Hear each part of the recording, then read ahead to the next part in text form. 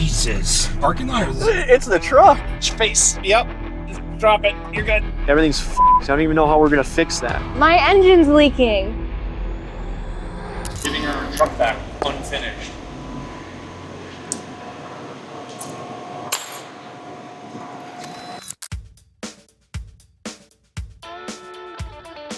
What's going on, guys? We've got another truck back in the shop today, and this one's completely done. So why am I here?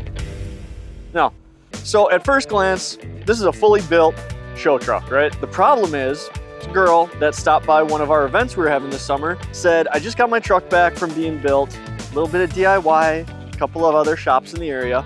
It's basically undrivable. Can you please help me? We said yes. We're gonna go through, show you what was done, why you shouldn't do it that way, and how we're gonna fix it. But before we took it into our shop, we took it for a ride around the block to see how bad these shops really messed up this truck. Jesus. This parking lot's smooth. Is it the parking lot or It's the truck. The parking lot is smooth. That's how this thing rides. From the parking lot test, yeah, I know it doesn't ride good, but the real story is when you see the front end and how the angles look. All right, guys, so now we got it in. I'll kind of walk you through what we got going on. We're gonna show you what it looks like on the ground because this is with the weight of the truck on it. This is how bad these angles are. This is a 2019 Silverado 2500 on a leveling kit. That's technically what this is. At some point, a shop sold her a set of 3-inch rough country lift knuckles, said that it would give her better angles, all that sort of fun stuff. What they didn't sell her was the diff drop, the upper control arm, or any of the other parts that go with the rough country 3-inch, just the lift knuckles. So when she went to upgrade upper control arms and steering, went to kryptonite, because that's what you should do on a 2500 like this, everything went to very extreme angles, steering started binding up, and the truck just started absolutely riding like shit. So what we're gonna remedy this with is a BDS 4.5 inch. Now that's gonna work perfectly fine with our kryptonite steering, our kryptonite upper control arm. It's gonna flatten out all the angles, and then we're gonna take the keys, we're gonna turn them down. So it's really gonna sit at like a 3-inch, which is what this technically should be. That's how we're gonna fix this situation. This truck's gonna ride a lot better, it's gonna look a lot better. Let's get into it.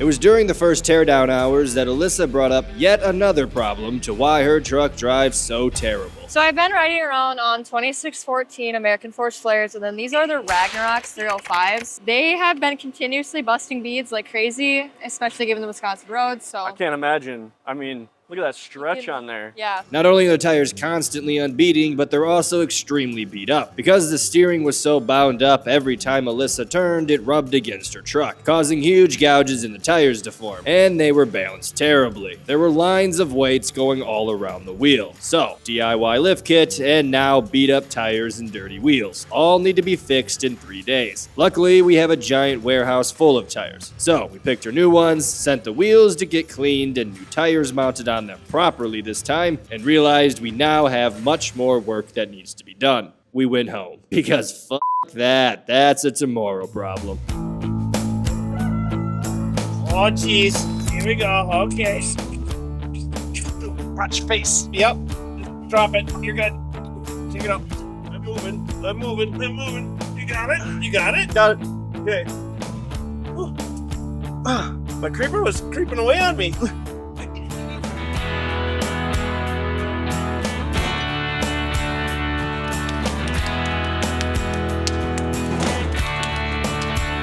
All right, guys, so we got the diff out. It's a little crusty, a little gross, and Alyssa's very proud of how her truck looks underneath, so we let her know we got it out. She would like to come paint it to match the frame. We got it sitting over there. She can clean it up, paint it up, and she's probably gonna be a little shocked at how this thing looks right now. Oh my God, you guys have it all torn apart already? That was so quick. So I'm excited to see what it's gonna look like though, but it's definitely odd seeing it this torn apart. Like I don't think I've ever seen the front drive shaft on this truck. This is my baby, and I put a lot of time and energy into it. So it's definitely scary seeing any metal come off of it. I can go back under here. No, don't cut anymore. Don't cut more than you have to. It's okay. We kept cutting and banished Alyssa to the corner to paint, not only to prevent her from watching us, but to prevent her from seeing our secret. While she was making her diff look better, we decided to make her wheels shine again. Before we put the new tires on, we tasked the shop to polish her wheels.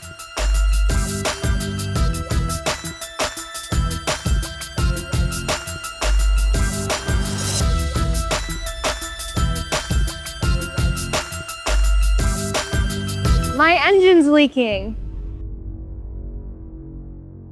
Upper oil pan. Is that bad? Yeah, it's seepage. I wouldn't call it leak. Ah, The diff from the factory mounted here and here. okay. So these are just little brackets that hold it? Yeah, I'll spray these flat black. You'll never see them again. Perfect. And then the brackets go to this, so those red brackets, and then the diff will be mounted down here. So it'll live right here now. Oh, wow. So there's gonna be a lot of color under this. Yes. That is gonna look insane.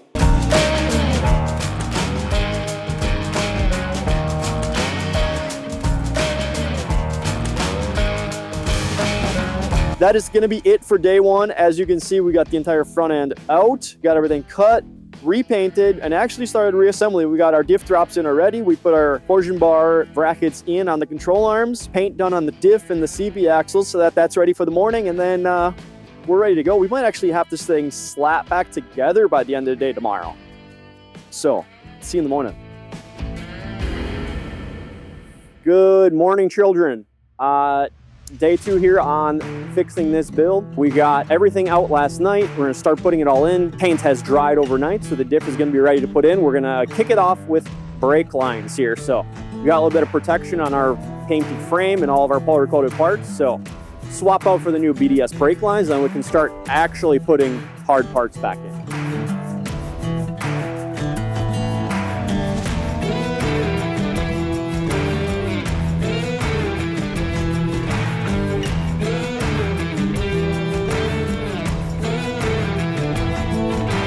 As you can see, I got started a little early. We got this side completely together. Our O-ring for the hub assembly came in early this morning, slapped that together. We're real close to getting the wheels put on, so we're gonna throw the spacers on, torque those, set our keys, throw our wheels on, put it down, see where it sits in the rear, and if we're happy with it, off to alignment she goes. If we wanna add the rear blocks, we're gonna tackle that bridge when we get there.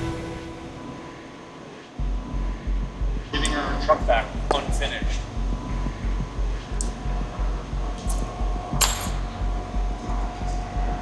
At the start of the build, we knew that the truck needed to be under 84 inches, and we were sitting around 86.5, which didn't make any sense, because everything we did shouldn't have made the truck any higher than what we expected. But when looking closer, we realized something. We had leveling keys in and not stock keys, taking that last little bit of height we needed. The truck needed to be delivered in 5 hours, and we were stuck with no stock keys and 2 extra inches. So we panicked and started calling and calling. And after an hour of searching, we pulled it off.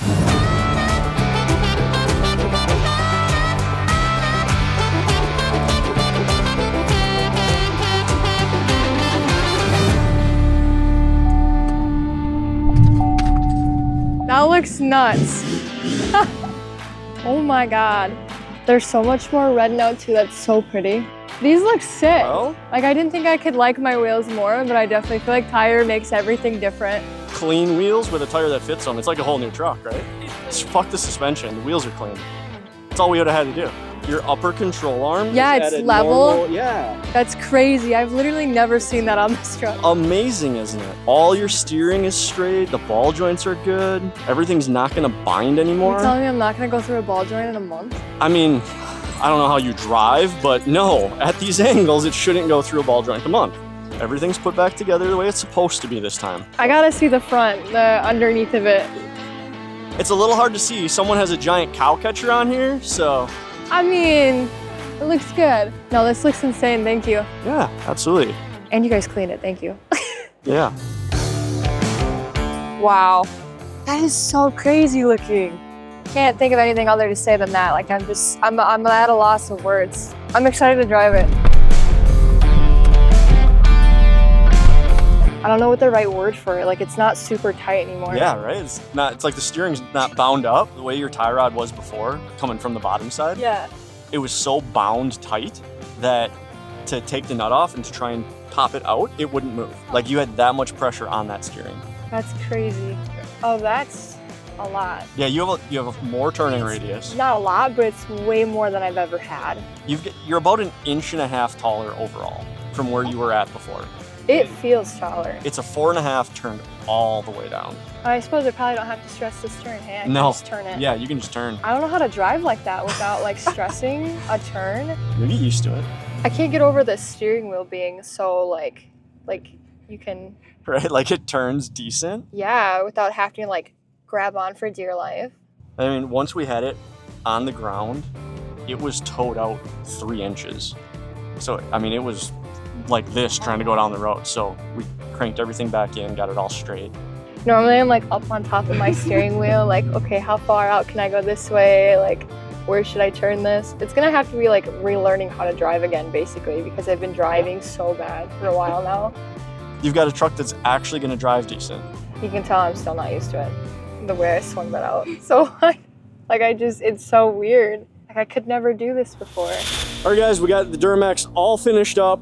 As you can see, significantly better angle. So if you remember, what we started out with was a truck with 3-inch torsion keys, a 2-inch drop shackle. These are things she didn't even know she had. 3-inch rough country lift knuckle, and kryptonite upper control arms and steering.